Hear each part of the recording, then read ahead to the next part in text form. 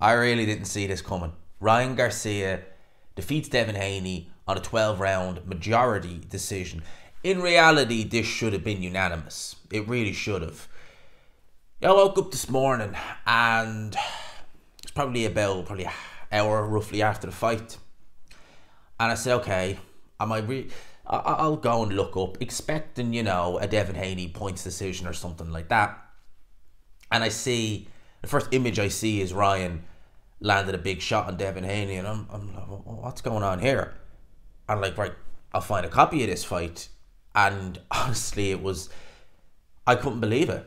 I really did think Ryan effed this whole thing up, especially with the weight. Because obviously he was 3 and a little bit pounds overweight. So it means that even though he beat Devin Haney, he's not WBC champion. Because obviously he missed weight, so the title now becomes vacant. So Devin Haney, he's lost this fight, so the title is now vacant. So what happens there, I do not know. But yeah, let's talk about this fight in its entirety. Let's talk about everything about this fight, because in the build-up, I was hearing stories that the way Ryan was behaving was purely just trolling, and I said, well, look, if it is trolling, then I think he's gone overboard with it. And what I mean by that is it kind of took any excitement for this fight away, because you kind of felt as though this was going to be a fairly run-of-the-mill win for Devin Haney, if you get me. So with all that, I was like, has he gone a bit overboard or what? And then he misses weight by 3 pounds. Maybe that was, a tactic idea, or, an idea like that. But nevertheless, it's still, you're missing weight by 3 pounds. Shouldn't be doing that. So I was thinking, okay, going into this fight, what's going to happen? I remember seeing a lot of people online saying that they were picking Devin Haney to win by DQ. Yeah, a lot of people were saying that. Then we get on to the fight. First round, 30 seconds into round number 1, Ryan Garcia lands a big left hook on Devin Haney. And I was looking at it and I was like, okay, that looked like a good shot. Devin Haney was rocked. But when you watch it on the replay, and you see it in the slow-mo replay, it lands, certainly does, but it doesn't land with anything like full power. You look and you think, oh, wow. If that had actually been, because it lands, but it kind of grazes Devin Haney at the same time. You can tell it's not a full bang punch. And you're thinking, God, that hurt Devin Haney real bad. If Ryan lands with a proper full-blooded left hook, we're going to have some problems here. And had that been a proper full-blooded left hook, I think that certainly Devin Haney would have went down. Don't know if he would have been, counted out or anything like that, but he definitely would have went down from that.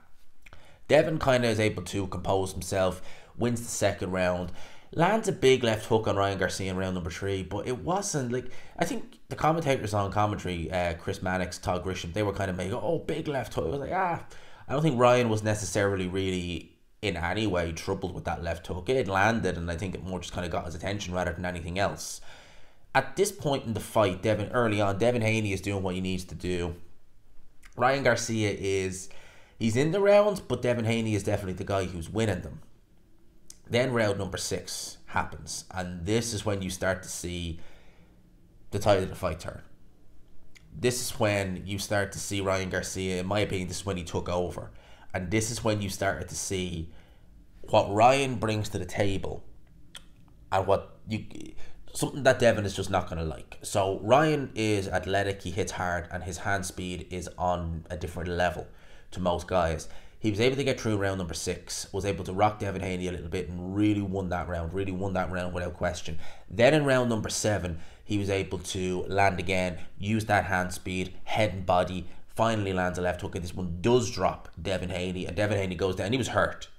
People say, Devin Haney was hurt, and he never recovered throughout the round, even though at Harvey Dock, I would say Harvey Dock is one of the better referees in boxing. I quite like Harvey Dock. I think he's a good referee. But I don't like it when a referee... And look, Ryan Garcia punched on the brake. Yes, he did do that, which you're not allowed to do. But the fact that he was so quick to come in there and deduct a point, not even a warning, I don't like that. I don't like that when a referee does that. I really don't. He gave Devin Haney a little bit more time, but saying that, Ryan Garcia still poured it on Devin Haney around number 7, and you were looking at this thinking, oh wow, this is getting interesting. You would have still had Haney in a lead, but it's closing. And saying that, you would have had him in a lead, a 10-8 round becomes 9-8. So instead of winning the round by 2 points. You only win it by 1 now, so it closes it a little bit. Then we get into, I think it was round number 11, where I know he dropped them one other time as well in between that, but it was round number 11 was the really big knockdown. I mean, that was a big knockdown by Ryan Garcia. Exchange. Devin Haney is someone who, against people like George Kambosos, he would keep it at long range. He would try and nullify any success that Kambosos was having at close range, close to mid-range. He would hold a bit, but he would just fight his fight, keep it at range, and he wouldn't really stand in the pocket at all. Against Ryan, he did that, and if you go back and you look at some of Devin Haney's earlier performances, like against Jorge Linares, which is a fight in which he actually was round 11 as well, where he was stunned, Devin was really trying to stay in the pocket in those fights. And that was at a time where Devin Haney, and again, the likes of Jojo Diaz, who's not really a puncher, he never really stunned Devin Haney. That was at a time where you had Ryan, you had Tank, you had Lopez. They were all going in, getting big highlight reel knockouts. And Devin Haney, which just simply wasn't. And at that point, he was trying to, sit down on his punches, stay in the pocket and slug it out with these guys, get more knockouts. And it became apparent, all right, this ain't going to work. He did that again in this fight. And against Ryan Garcia, who has tremendous hand speed and one of the better punchers in the division, he had problems. He was down again, blood from Devin Haney's mouth, and he looked hurt. He looked really badly hurt in that 11th round. Was able to come through it, but 3 knockdowns in the fight, as well as the round. Like, there was rounds that Devin Haney won, but you could say Ryan was in it. But a lot of the rounds that Ryan won, you wouldn't give Devin Haney even a sniff of those rounds. You look and you'd be like, that's a Ryan round. If it wasn't a knockdown, Devin Haney was hurt. So Ryan Garcia gets to the end of the fight. When I heard majority decision, when I heard the even scorecard, I was just like, why? Why do we have an even scorecard? This is a Ryan Garcia win. Ultimately, when you heard how big a discrepancy with the scoring was, like the 151, and you were like, that's not a Devin Haney. You just knew, I was like, that's not a Devin Haney scorecard. No way. You couldn't make a case for that. Give the fight to Ryan Garcia. Proves me wrong. I'm left with egg on my face. I genuinely thought Devin Haney was going to have an easy time in this fight. Certainly with the way Ryan was behaving going into it, but Ryan obviously knew something different. I know Golden Boy don't do that many shows these days. They have a massive stable of fighters, but every single time they seem to go up against Hearn. Certainly for the most part, I just remember Golden Boy winning. Like if they were to do a Golden Boy versus Matchroom 5v5 like they do with Queensbury, that's not looking good for Eddie Hearn, because every time I think they've done Golden Boy versus Matchroom, I can't recall, and some of them have been obviously mismatches, like Fielding versus Canelo, obviously, but like you got Canelo versus Jacobs. I'm just thinking, I think McKinson versus Ortiz. I'm sure there've been other ones there as well.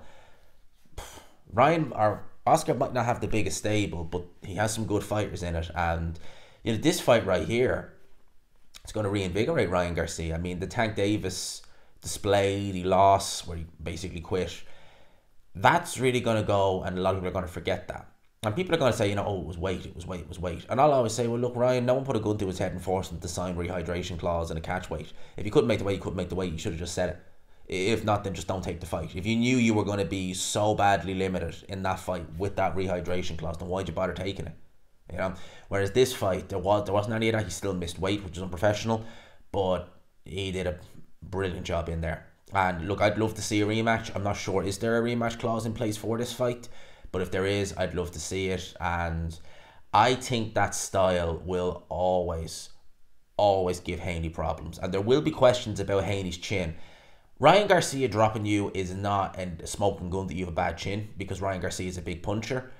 But there's always been, rumours about Haney not having the best chin. And yeah, he was hurt a lot in this fight. That would give a lot of people confidence against Devin Haney. They'll think, all right, all I have to do is just get by that jab, and if I land on him, he's going to get hurt.